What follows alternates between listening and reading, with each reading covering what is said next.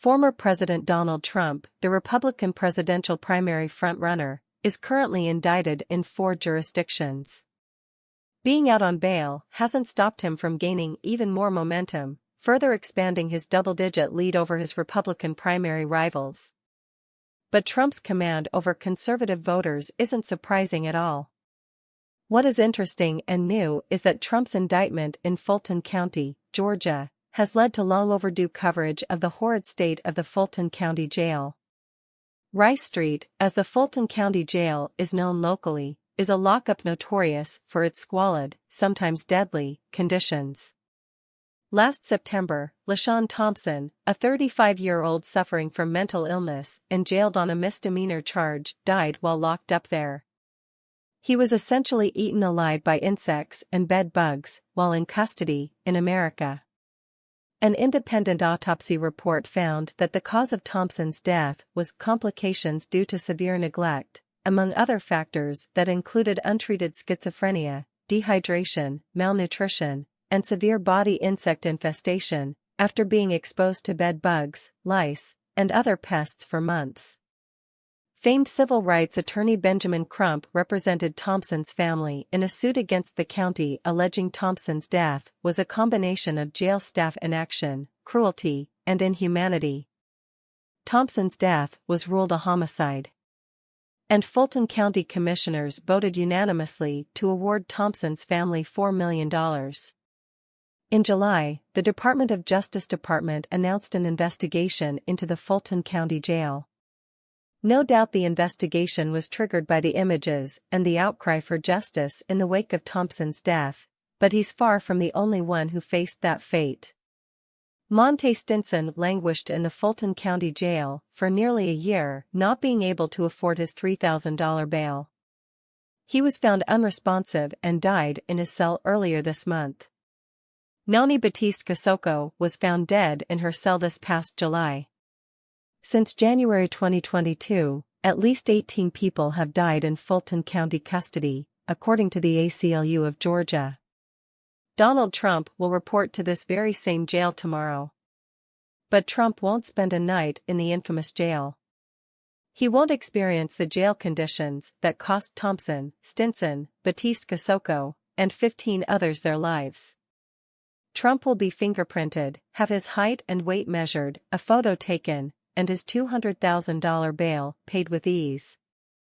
Regardless of the jail conditions at Fulton County, Trump won't experience them. Black, brown, and indigent people will.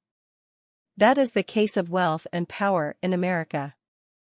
There is a 2-tiered justice system that persists in our city, Christopher Bruce, the policy director of the ACLU of Georgia, told me. Last year, we condemned prosecutors and judges for unnecessarily holding people on low-level offenses simply because they are too poor to afford bond. Tomorrow, Trump will turn himself in with bond already being set, but time and time again Black people who are charged with RICO have their bond denied and are forced to suffer the intolerable conditions at Rice Street indefinitely. The pretrial cash bail system in America, by its design, is predatory, an attack on the poor and no one else. Cash bail doesn't protect communities. It dismantles them, taking moms, fathers, and siblings out of the community, out of their homes, away from their jobs, before they have been convicted of any crime. If they could pay, they could go home. But since so many cannot afford to buy their freedom, jails across the country are dangerously overcrowded. Trump and other wealthy elites can dish out cash without much disruption to their daily lives, but for poor people job loss, housing loss, and family separation create the perfect storm of ruined lives.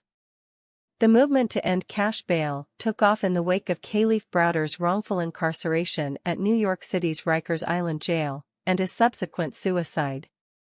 Organizations like the ACLU, Pretrial Justice Institute, NAACP, and National Urban League enlisted attorneys, advocates, and community leaders across the country to spotlight the crisis of cash bail, and who are the most affected by a system that makes wealth a determining factor for who is eligible to return to home and who isn't.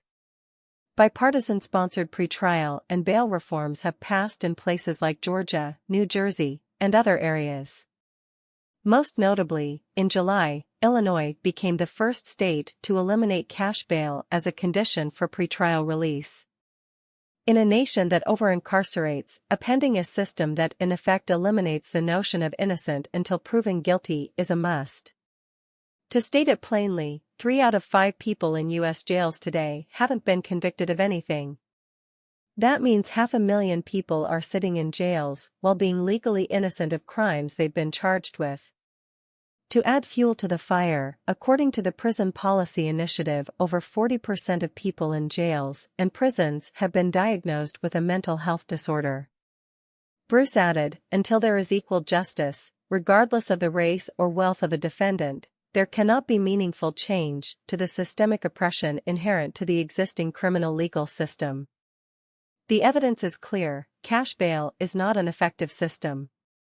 Jails disproportionately incarcerate poor people, black and brown people, those with mental illness, and the indigent.